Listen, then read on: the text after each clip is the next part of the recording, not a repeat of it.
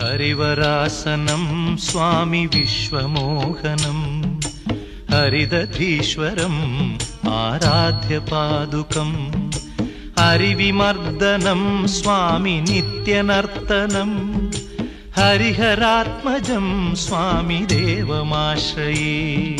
శరణమయ్యప్ప స్వామి శరణమయ్యప్ప శరణమయ్యప్ప స్వామి శరణమయ్యప్ప.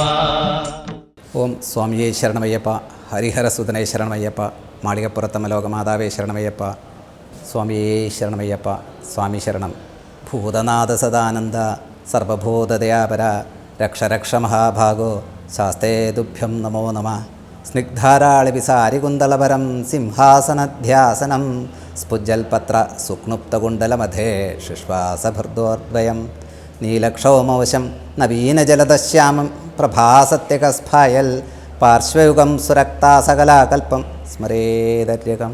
స్వామి శరణమయ్యప్ప. నేను శబరిమల మాళిగపురం మేల్శాంతి 2023-24 పూంగాడు మురళి నంబూదిరి. అందరికీ నమస్కారం. స్వామి శరణం. ముందుగా ఈటీవీ లైఫ్ ఆధ్యాత్మికంగా ఛానల్ ప్రేక్షకులందరికీ నమస్కారం. ఈ పరమ పవిత్రమైన కార్తీక మాసంలో అయ్యప్ప దీక్షలు ధరించడంలో ఆంతర్యం ఏమిటి? స్వామి మళ్ళీ కార్తీక మాసం వచ్చేసినాం. మనం అయ్యప్ప దీక్ష, పరమ పవిత్రమైన అయ్యప్ప దీక్ష మళ్ళీ మొదలవపోతున్నాము.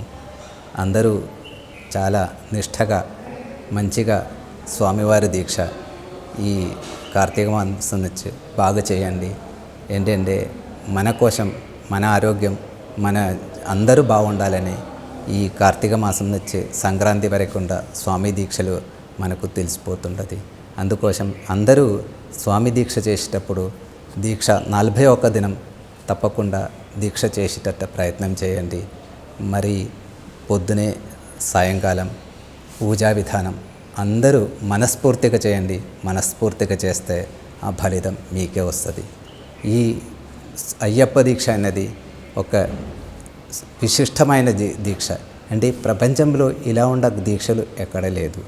అందుకోసం మీరందరూ మనస్ఫూర్తిగా పొద్దునే లేచి బ్రహ్మముహూర్తంలో లేచి స్వామివారి పూజ చేసి మళ్ళీ సాయంకాలం సంధ్యా సమయంలో మరీ పూజ చేసి స్వామికి శరణాలు పలుకొని మంచిగా పూజ తప్పకుండా చేయండి. కార్తీక మాసం అనేది చాలా ముఖ్యమైన మాసం. ఏంటంటే చలికాలం మెల్లమెల్ల మొదలైపోతుంది.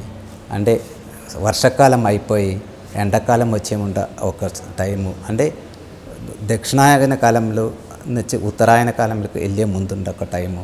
ఈ చాలా శివుడు పూజలు, అయ్యప్ప స్వామి పూజలు ఈ సమయంలో బాగా ఎక్కువ చేస్తారు.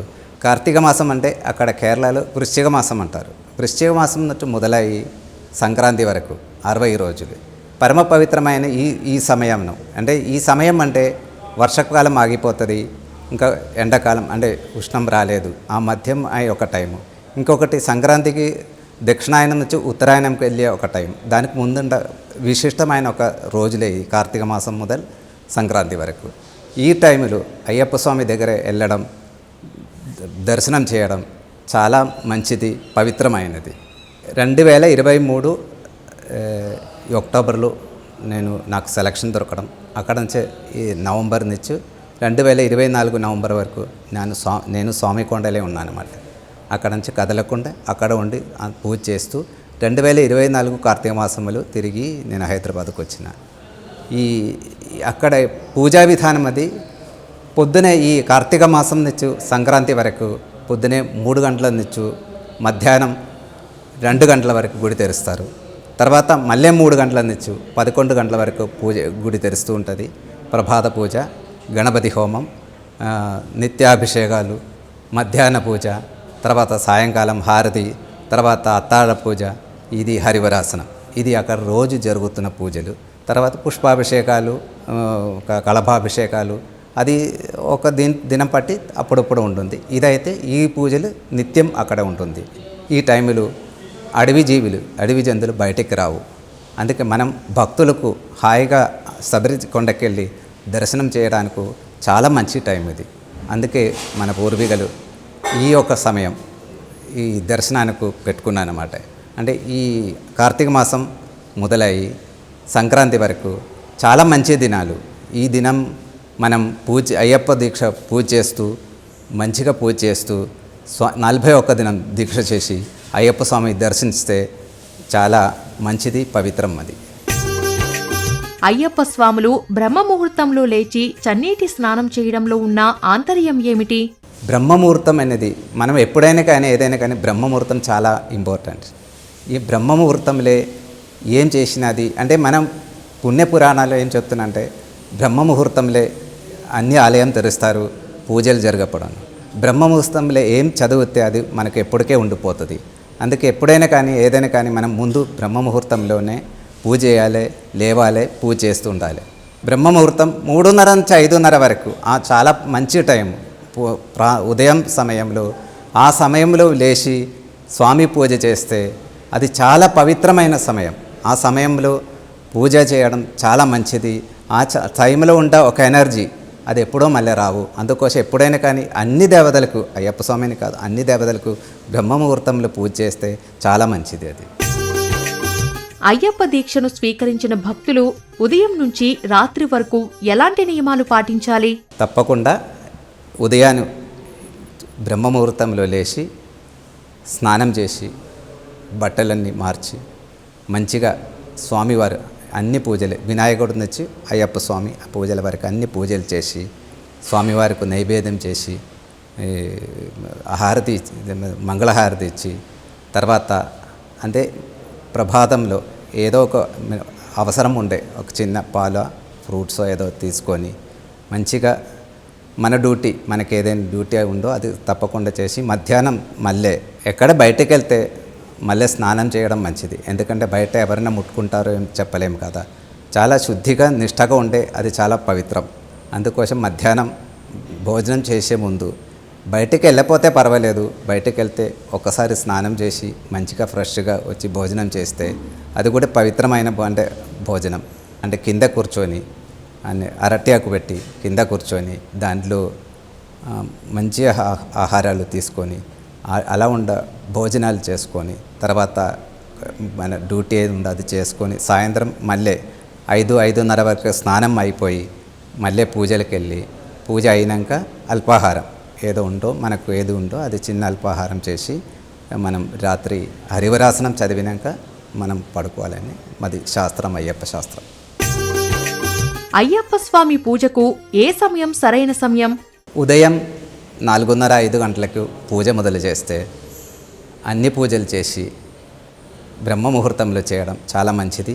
తర్వాత ఉదయం ఈ 5 గంటల నుంచి మనకు ఎంతవరకు చేయొచ్చో అష్టోత్తరం, సహస్రనామం, మిగతా అన్ని పూజలు వినాయకుడు, అమ్మవారిది, సుబ్రహ్మణ్య స్వామి, ఈ హనుమాన్ స్వామి అన్ని దేవతల పూజలు అందులో చేయొచ్చు.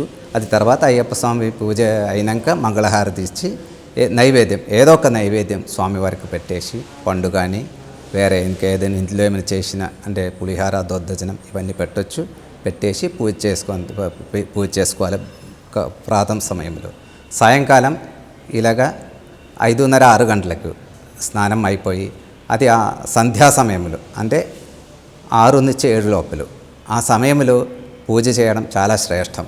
ఎప్పుడైనా కానీ ఉదయం సాయంత్రం ఈ పర్టికులర్ టైము చేస్తే మామూలుగా చాలా మంచి టైం. ఈ టైంలో హరివరాసనం స్వామి విశ్వమోహనం హరిదధీశ్వరం ఆరాధ్య పాదుకం హరివిమర్దనం స్వామి నిత్యనర్తనం హరిహరాత్మజం స్వామి దేవమాశ్రయే.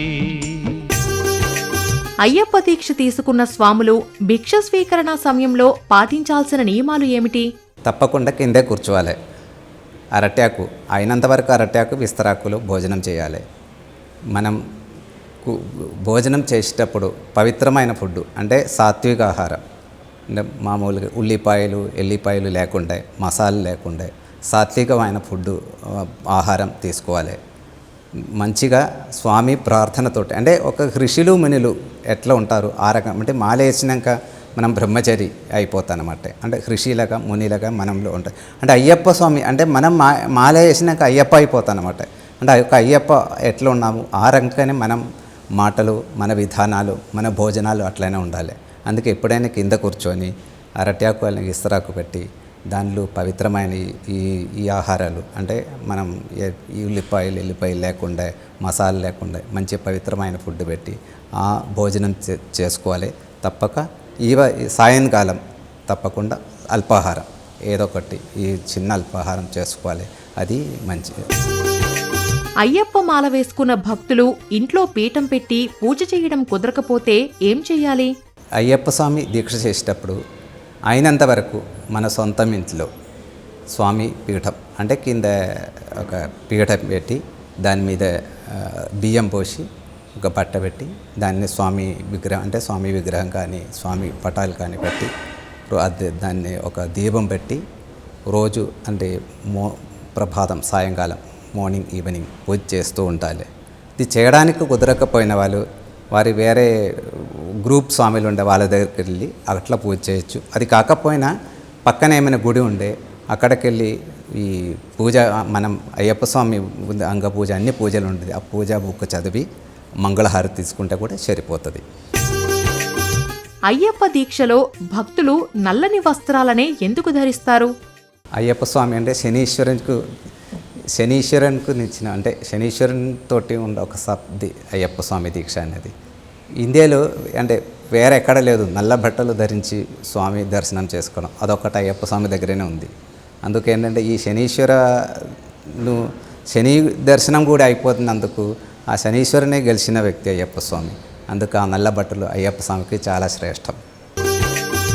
అయ్యప్ప స్వాములు దీక్ష సమయంలో పడిపూజ నిర్వహిస్తారు. పడి అంటే ఏమిటి? పడిపూజ ఎప్పుడు చెయ్యాలి? తప్పకుండా పడిపూజ అనేది 18 మెట్ల 18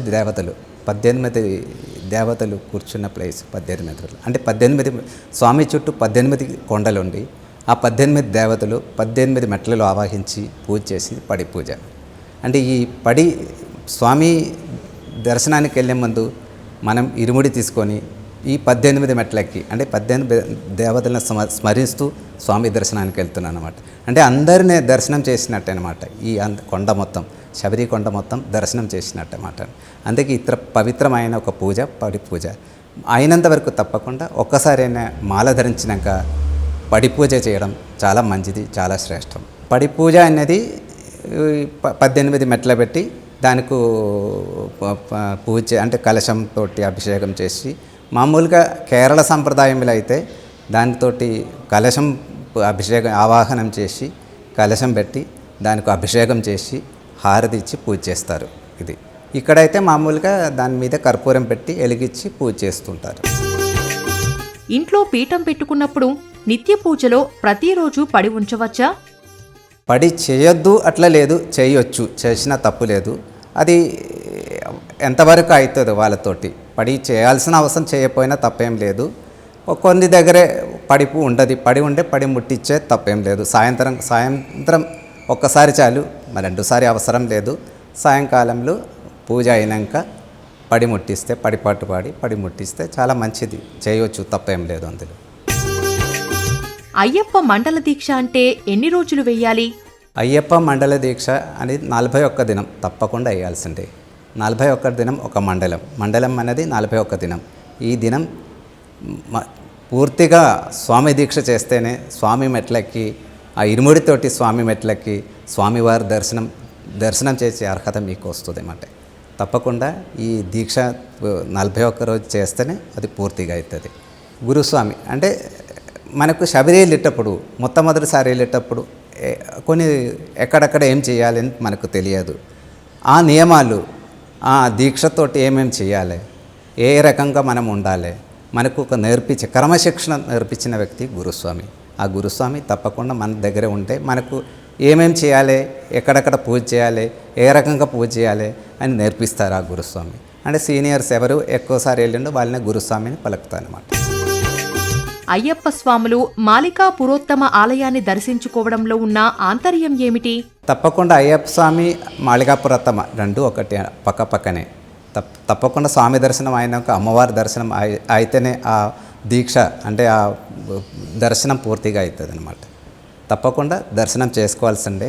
అక్కడ మాళికాపురతమ్మ అంటే అయ్యప్ప స్వామి అమ్మ స్వరూపమే. మధుర మీనాక్షి అక్కడ స్వామి మధుర మీనాక్షి రూపంలో మాళికాపురతమ్మ అక్కడ కలిసిండు. అక్కడ ఆ రూపంలో ఉన్న అమ్మవారిని చూస్తేనే అంటే అయ్యప్ప స్వామి దర్శనం అయినప్పుడు తప్పనిసరిగా మాళికాపురం తమ్మ దర్శనం చేసుకోవాల్సిందే. అమ్మవారి దర్శనం చేస్తే అయ్యగారు అమ్మవారి రెండు దర్శనం చేస్తేనే ఆ దీక్ష పూర్తిగా అయినట్టు ఉంటుంది. అయ్యప్ప స్వాములు ప్రతిరోజు ఏదైనా దేవాలయాన్ని తప్పనిసరిగా దర్శించాలా? దర్శిస్తే మంచిది వారు సమయాన్ని బట్టి. పూజ అయితే రోజు మార్నింగ్ ఉదయం సాయంత్రం తప్పకుండా స్నానం చేసి పూజ చేయాల్సిందే. ఇంట్లో పూజ చేసి సమయం దొరకపోతే ఇందులో పూజ చేసి బయటికి వెళ్ళొచ్చు.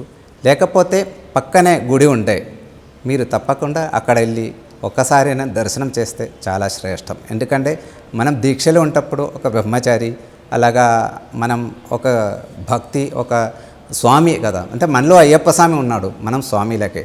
అప్పుడు ఎప్పుడైనా కానీ ఏదైనా కానీ పక్కన ఆలయం ఉండే అక్కడ వెళ్ళి దర్శనం చేస్తే చాలా శ్రేష్టం, మంచిది. అయ్యప్ప దీక్ష సాధనలో ఇరుముడికి చాలా ప్రాధాన్యం ఉంది. ఇరుముడి అంటే ఏమిటి? అయ్యప్ప స్వామి దీక్షలు చాలా పవిత్రమైనది ఇరుముడి. ఇరుముడి తోటి ఆ 18 మెట్లు ఎక్కాలి. ఇరుముడిలో అత్యంతం శ్రేష్టమైనది ఆవు నెయ్యి. అంటే స్వామివారికి దర్శనం అంటే అభిషేకం చేయాల్సిన నెయ్యి మనం ఇక్కడ నుంచి మన అందరూ కలిసి ఆ నెయ్యి తీసుకెళ్ళి స్వామివారికి అభిషేకం చేస్తున్నాం అన్నమాట. అక్కడ దానికోసం ఏంటంటే ముందు కట్టు అంటే ఇరుముడి రెండు ఉండదు, వెనక ముందు అని ఉండదు. ముందు కట్టులో మనం నెయ్యి అభిషేకానికి కావాల్సిన నెయ్యి, తర్వాత అక్కడ కావాల్సిన బియ్యం అంటే రైస్ బియ్యం అది రెండు తీసుకెళ్తున్నాం. అట్లాగా కాణిపన్ను స్వామికి ముఖ్యమైనది కాణిపన్ను. ఆ కాణిపన్ను నెయ్యి, తర్వాత పూజా సామాగ్రిలు అంటే హారతి కర్పూరం, అగరబత్తి, తర్వాత మనకు చిన్న ఈ పూజ కావాల్సిన వస్తువులన్నీ మనం ముందు బ్యాగులో పెట్టి వెనక యాక్చువల్ పూర్వం ఏంటంటే వెనక సంచిలో మనకేమైనా పోయేటప్పుడు ఏమైనా అవసరం ఉండ బియ్యం కానీ పప్పు కానీ అదే తీసుకెళ్తుంటారు అన్నమాట. బట్టలు కానీ అవన్నీ తీసుకెళ్తారు వెనక కట్టులో. అంటే ముందు కట్టు ఎప్పుడో ఇప్పను, వెనక కట్టు ఇప్పి మనకు కావాల్సిన వస్తువు తీసుకొని వండుకొని ఆ రోజుల్లో గతం అంటే 40s 50s అట్లా శబరికి వెళ్తుండే. ఇప్పుడైతే అన్నీ చేంజ్ అయిపోయినాం. అందుకే అందరూ వెనకగట్లు మామూలు 2 తేంగాయలు, మోర్ బ్లౌజ్ పీసు, బియ్యం అని పెట్టుకొని తీసుకెళ్తానమాట. ముందుగట్టు చాలా జాగ్రత్త, పవిత్రమైనది. మన పవిత్రంగా స్నానం చేసి వచ్చి ఇంట్లో వాళ్ళందరూ కలిసి మన నెయ్యి నింపి స్వామివారికి తీసుకెళ్ళి అక్కడ స్వామివారికి ఇరుముడి చూపించి దర్శనం చేస్తేనే ఆ శబరి దీక్ష పూర్ణమైంది. ఇప్పుడు ఇరుముడి తీసుకోవడం ఇక్కడ నుంచి మనం అందరూ కలిసి ఇంట్లో వాళ్ళు మనం అందరూ కలిసి స్వామివారికి నెయ్యి నింపి ఇరుముడి నెత్తి మీద పెట్టి తీసుకొని వెళ్ళి పంబా దగ్గరికి వెళ్ళి అక్కడ ఎరిమేలికి వెళ్ళి వాళ్ళు ఎరిమేలి నుంచి నడిచేవాళ్ళు ఆ రూట్లో వచ్చి, లేకుంటే పంబా దగ్గరికి వెళ్ళి అక్కడ కన్నిమూల వినాయకుడిని దర్శనం చేసుకొని అక్కడ ఒక టెంకాయ కొట్టి స్వామి దర్శనం అదే నడక పాదయాత్ర మొదలైపోతుంది. అక్కడ నుంచి ఇంకొక టెంకాయ వెనకకెట్లు 2 టెంకాయలు ఉండదు. ఒక టెంకాయ పంబా గణపతి దగ్గరే, ఇంకొక టెంకాయ కన్నిమూల దగ్గర పంబా గణపతి దగ్గర కొట్టేసి మళ్ళీ ఇంకొక టెంకాయ 18 మెట్ల కిందే అక్కడ తప్పకుండా కొబ్బరికాయలు కొట్టి మెట్లు ఎక్కాలి. అందుకు ఆ ఒక టెంకాయ తీసుకొని 18 మెట్ల కిందే టెంకాయ కొట్టి స్వామి పవిత్రమైన 18 మెట్లు ఎక్కి ఆ తొత్తమసి నేనే నీళ్ళు ఉంటాను ఆ స్వామి దర్శనం చేసుకొని పవిత్రమైన స్వామిని దర్శనం చేసుకొని అవతలు వినాయకుడు, నాగరాజ, కొచ్చిగడుత స్వామి, తర్వాత మణిమంటపం, తర్వాత నవగ్రహం, తర్వాత మాళికాపురతమ్మ మంచమాత అన్ని దర్శనం చేసుకొని ఆ ఇరుముడి ఇప్పి దాంట్లో ఉన్న సామగ్రి నెయ్యి తీసుకొని ఒక గిన్నెలో వేసి స్వామివారికి అభిషేకానికి ఇచ్చి ఆ స్వామి అభిషేకం చేస్తేనే మనం ఆ దీక్ష పూర్తిగా అయ్యేది. మిగతా వస్తువులు అక్కడ బ్లౌజ్ పీస్ ఉండదు, అమ్మవారి దగ్గర చూపించి ఇంటికి తీసుకొస్తే చాలా శ్రేష్టం అది. తర్వాత ఆ బియ్యం ఉండదు, బియ్యం మొత్తం అక్కడ ఈ బియ్యంతో వండుకొని అందరికీ భోజనాలు పెడతారు. అందుకోసం మనం కొంచెం బియ్యం తీసుకొచ్చి మిగతాన్ని అక్కడ ఇస్తే వారికి అక్కడ భోజనానికి సరిగిపోతుంది. అందుకోసం మనం కొంచెం బియ్యం తీసుకొచ్చి మిగతా బియ్యం అక్కడ వదులుకొని ఈ కాణిపన్ను మిగతా సామాగ్రిలని హుండీలో వేసి ఈ మిగతా పూజా సామాగ్రిలు ఉండి ఆ పూజా సామాగ్రిలు మనం ఆ గురుస్వామికి ఇచ్చి గురుస్వామి దాంతో పూజ చేస్తానన్నమాట. ఆ పూజ చేసుకొని అభిషేకం చేస్తే మొత్తం ఇరుముడి దర్శనం అయిపోయినట్టు ఉంటుంది. శబరిమలకి తొలి గడప ఎరుమేలి. ఆ ఎరుమేలికి ఉన్న ప్రాధాన్యత ఏమిటి? ఎరిమేలి ధర్మశాస్త్ర, ఎరిమేలినిచ్చే పెద్ద పాదం అంటే వనయాత్ర స్టార్ట్ మొదలవుతుంది. ఎరిమేలినిచ్చే మనం అన్ని వనయాత్రలు అక్కడ నుంచి అక్కడ నుంచి కాళ్ళగట్టి అడుదా రకరకాల మనం కరిమల అక్కడ నుంచి పంబ, పెరియానవట్టం, చెరియానవట్టం, పంబ, ఇట్లా అన్ని ఆ రూట్లోనే మనం వస్తున్నామట. అంటే మొదటి గడప అదే ఎరిమేలి ధర్మశాస్త్ర దర్శనం చేసుకొని అక్కడ నుంచి మనం పాదయాత్ర మొదలవుతుంది. పూర్వం ఈ పంబ అని పంబా రూట్ లేకుండా ఒకప్పుడు ఎరిమేలి నుంచే నడిచి వెళ్ళాలి. అది 1940, 1950 ప్రాంతంలో. తర్వాతనే ఈ పంబా రూటు మొదలైంది. అందుకోసం ముందు ఒకప్పుడు ఎరిమేలి నుంచి బై వాక్ అంటే నడిచిపోయే వాళ్ళు ఉంటుండే. అందుకే ఇప్పుడు కూడా స్వామి యాత్ర అని మొదలయ్యేది ఎరిమేలి నుంచే. మకర విళక్కు అనేది అయ్యప్ప ఆరాధనలో అతి ముఖ్యమైనది. మకర విళక్కు అంటే ఏమిటి? శబరిమల సంబంధించి మకర విళక్కు, మకర జ్యోతి చాలా శ్రేష్టమైనది. అంటే పందల రాజు నుంచి తీసుకొచ్చిన ఆభరణాలు అయ్యప్ప స్వామి వేసుకొని 6:30-7 ప్రాంతంలో ఆభరణంతో స్వామికి హారతి ఇచ్చేటప్పుడు స్వామి ఎదుర్కొండకుండా పొన్నంబలమేడు అక్కడ వచ్చేది జ్యోతి స్వరూపుడు. జ్యోతి రూపంలో స్వామిని కనిపిస్తారు అక్కడ. అది అయ్యప్ప జ్యోతి. అది ఆ రోజు అక్కడ అదే ప్రాంతంలో ఉత్తరా నక్షత్రం, స్వామి ఉత్తరా నక్షత్రం అక్కడ వెలుగుతుండది. గరుడ పక్షి తిరుగుతుంటారు అట్ట ప్రాంతంలో. అంటే ఈ ఉత్తరాయణం నుంచి దక్షిణాయనంకి వచ్చిన ఆ సమయంలో, ఆ సాయంకాలం సంధ్యలో ఈ స్వామి కొండ మొత్తం ఆ పవిత్రమైన శరణమంత్రంతో బాగా వెలుగుతూ వెళ్తుందన్నమాట. ఈ దీక్ష అనేది యువతికి ఒక క్రమశిక్షణలాగా ఉపయోగపడుతుందంటారా? తప్పకుండా ఈ దీక్ష అనేది క్రమశిక్షణ చాలా మంచిది.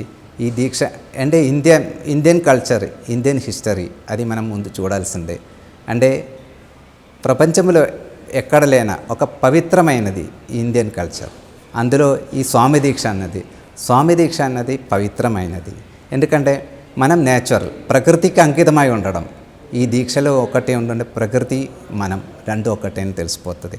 ఎందుకంటే మన భోజనం, మనం దీక్ష నడకై, మనం విధానాలు, మన మాటలు, మన సిస్టమ్ ఇదన్నీ ఒకే రకంగా ఉండడం ఒక ప్రకృతికి అంకితమై ఉండే ఒక కల్చర్. అదే అయ్యప్ప స్వామి దీక్షలో ఉంటుంది అన్నమాట. ఇదేంటంటే మనకు పర్టికులర్గా ఈ దీక్షతోటి మనకేంటంటే మానసికంగా ఒక ఎనర్జీ, మానసికంగా ఒక శక్తి మనలో వచ్చేస్తుందన్నమాట. అది స్వామి దీక్ష ప్రభావం. ఇంకొకటి మనం అడవిలో వెళ్ళేటప్పుడు ఆక్సిజన్ ఉండదు. తర్వాత నడిచేటప్పుడు కాలు మంచిగా పనిచేస్తుంది. ఇవన్నీ అన్ని సైంటిఫిక్ రీజన్స్ చాలా ఉంది స్వామి దీక్షలో. దీంతో ఎందుకంటే మనకు 1 సంవత్సరం కావాల్సినంత ఎనర్జీ ఈ 41 రోజులు మనకు దొరికిపోతాయి. అది స్వామి దీక్ష స్పెషాలిటీ. దీక్షలో తప్పులు జరిగితే ఎలా పరిహారం చేయాలి? దీక్షలు తెలిసి తెలియక తప్పులు జరగవచ్చు, జరగకపోవచ్చు. దానికేంటంటే తెలిసి మనం ఏం తప్పు చేయకుండా ఉండాలి. తెలియక తప్పు చేస్తే అది తప్పు కాదులే, ఎందుకంటే తెలియకే కదా. తెలిసి మనం ఏం తప్పు చేయకూడదు. ఎప్పుడో స్వామి శరణంతో మనసు ఒళ్ళు ఎప్పటికీ అదే ఉండాలి. అంటే ఒక భక్తి రసం మనలో ఎప్పుడో ఉండాలి. ఆ స్వామి దీక్ష అనేది ఎప్పుడు మన ఒళ్ళో స్వామి ఉన్నాము, ఆ భగవంతుడిలో మనం భగవంతుడి రూపంలోకి వెళ్ళినట్టే. అప్పుడు మనం ఒక బ్రహ్మచారి పవిత్రమైన మాల దీక్షతోటి ఉన్నప్పుడు ఎప్పుడు ఆ స్మరణతోటి ఉండాలి. ఒక తెలియక ఏమైనా జరిగిననుకోండి, తప్పకుండా ఒక్కసారి స్వామినే తెలుసుకొని స్నానం చేస్తే సరిపోతుంది, వేరే ఏం అవసరం లేదు. ఒకప్పుడు ఏంటంటే శబరి వెళ్ళేటప్పుడు పూర్వం అంటే 20s, 30s ఆ సమయంలో ఒక దీపం పెట్టేసి వారు ఇంట్లో పెద్దవాళ్ళు ఎవరు వెళ్తుంటో ఇరుముడి కట్టుకుని ఇంటి నుంచే బయలుదేరుతుండో ఒకప్పుడు. అంటే ఆ దీపం వారు వచ్చే వరకు వెలుగుతూ ఉంటే ఆయనకు దర్శనం చేసి బాగా వచ్చినట్టే. అది అఖండ దీపంలో ఉండే ఒక ప్రాధాన్యత. అది అందరికీ మీ కుటుంబ సభ్యులందరికీ మనందరికీ దానికి ఒక స్వామి అనుగ్రహం, కటాక్షానం తప్పకుండా ఉండాలని మనసా కోరుతూ ముగిస్తున్నాము. స్వామియే శరణమయ్యప్ప, స్వామి శరణం. హరివరాసనం స్వామి విశ్వమోహనం హరిదధీశ్వరం ఆరాధ్య పాదుకం హరివిమర్దనం స్వామి నిత్యనర్తనం హరిహరాత్మజం స్వామి దేవమాశ్రయే. శరణమయ్యప్ప స్వామి శరణమయ్యప్ప, శరణమయ్యప్ప స్వామి శరణమయ్యప్ప.